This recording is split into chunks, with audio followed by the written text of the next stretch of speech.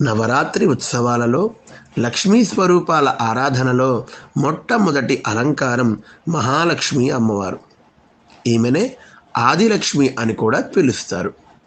ఈమె నుండే మిగిలినటువంటి అన్ని లక్ష్మీ స్వరూపాలు అవతరించారు గనుక ఈ అమ్మవారిని ఆదిలక్ష్మి అని, అన్ని స్వరూపాలకి ఈమె మూలస్థానం అవటం వల్ల మహాలక్ష్మి అమ్మవారు అని పిలుస్తారు.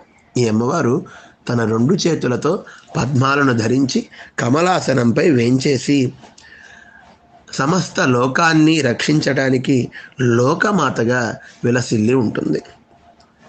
ఈ అమ్మవారు మన అభీష్టాలని తీర్చేటువంటి తల్లి.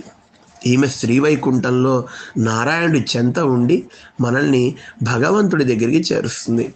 ఈమెను శ్రీ అని పిలుస్తారు.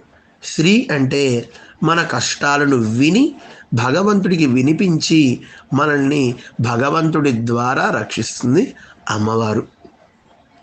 ఈమె నిత్యానపాయిని భగవంతుడికి. అంటే పుష్పాన్ని విడిచి సువాసన ఎలా ఉండదో, సూర్యుడిని విడిచి కిరణం ఎలా ఉండదో, ఈ అమ్మవారు నారాయణుని విడిచి అలా ఉండదన్నమాట. నిరంతరము నారాయణుడితోనే కలిసి ఉండి నారాయణుడితో మనల్ని రక్షించేటువంటి లోక మాత మహాలక్ష్మి అమ్మవారు.